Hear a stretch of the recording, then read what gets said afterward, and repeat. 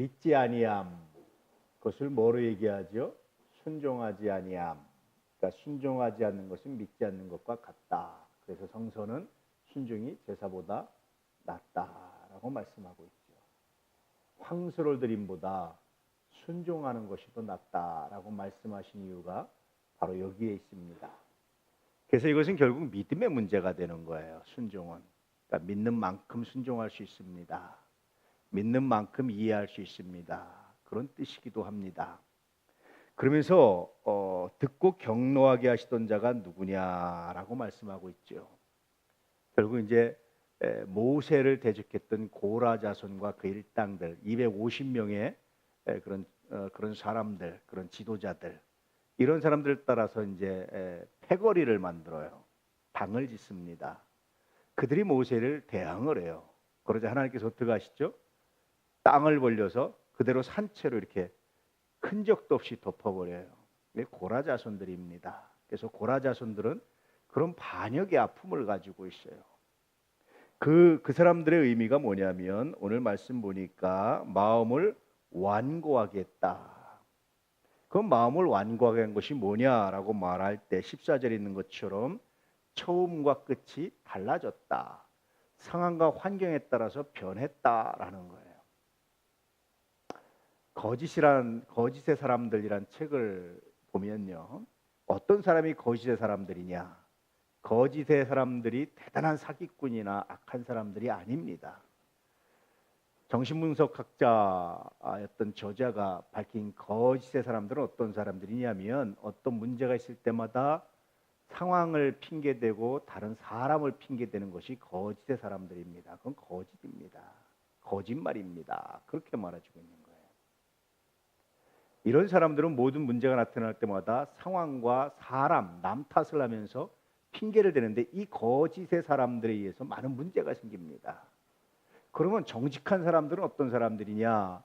어떤 문제가 나타날 때마다 그것을 자신의 문제로, 자신의 역할의 부족함으로 찾고 그 역할을 찾아가는 것이 마치 성장통 같은데 이 성장통이 자신을 성장시킵니다.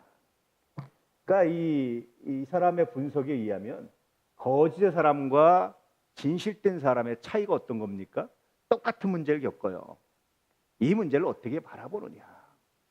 이 문제를 다른 사람의 탓을 하고 상황의 탓을 하고 넘기는 사람들은 거짓의 사람이 되는 것이고, 이 문제 가운데 내 역할을 찾고 내 역할을 하지 못한 것을 회개하고 내 역할을 찾아가는 사람은 성장통을 겪으며 성장하는 사람과 같습니다라는 정말 멋있는 그런 분석을 내놓은 책이 거짓의 사람들이라는 책입니다. 결국은 오늘 말씀과 연결되는데요. 왜 처음 믿음이 나중에 달라졌을까요? 그것은 상황과 사람 탓을 했기 때문에 그래요. 왜 고라 자손들이 범죄했나요?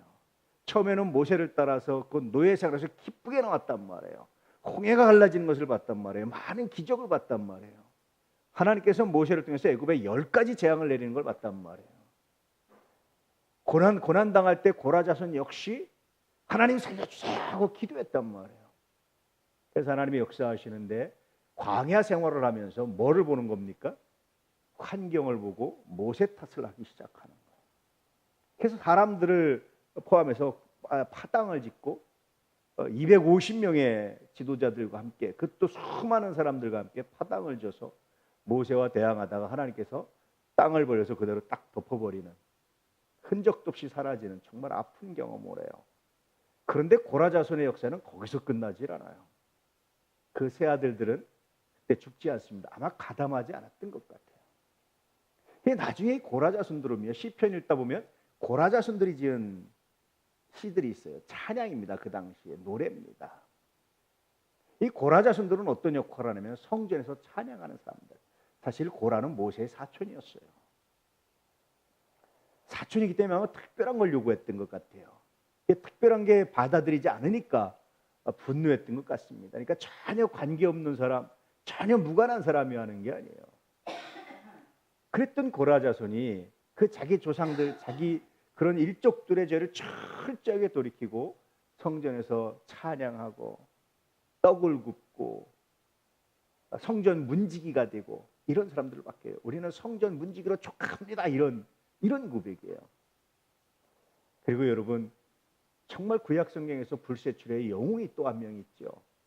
바로 사무엘입니다. 사무엘이 고라자손이에요. 하나님은 언제나 회개하고 돌이킬 때마다 선용하십니다. 그 누구의 회개도 하나님은 거절하지 않고 외면하지 않으세요. 정말 놀랍습니다. 7번씩 70번, 70번씩 7번 회개할지라도 하나님이 용서하시는 분이 하나님이세요.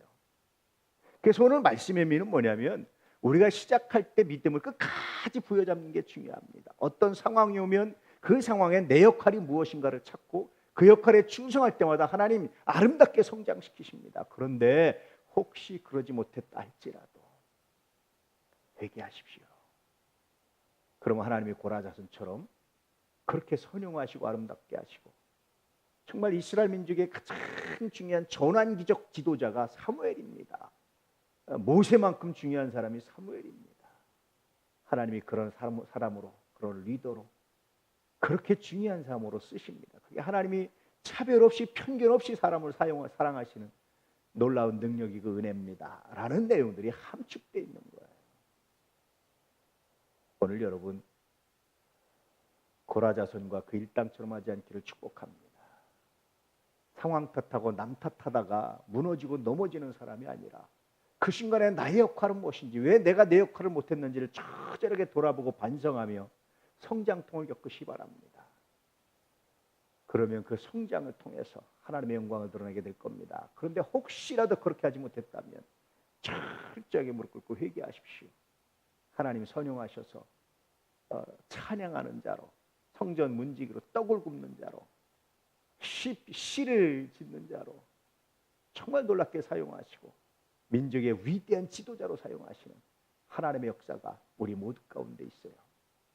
늘 말씀드리지만 회개가 중단되지 않으면 소망이 끊어지지 않습니다. 회개가 중단되지 않으면 하나님의 사랑이 중단되지 않습니다. 끊어지지 않습니다. 하나님이 어떤 것에서 우리를 향한 사랑을 끊지 않으시거든요. 더군다나 회개하는 사람의 모든 것은 더더욱 하나님의 사랑이 있습니다. 이 믿음을 가지고 오늘도 회개하며, 뿐만 아니라 처음 가졌던 믿음을 지켜내며, 뿐만 아니라 어떤 문제 가운데 자신의 역할을 찾고 고민하며 믿음의 역사를 감당할 수 있는 하나님의 사람들 되시기를 주의 이름으로 축복합니다. 할렐루야.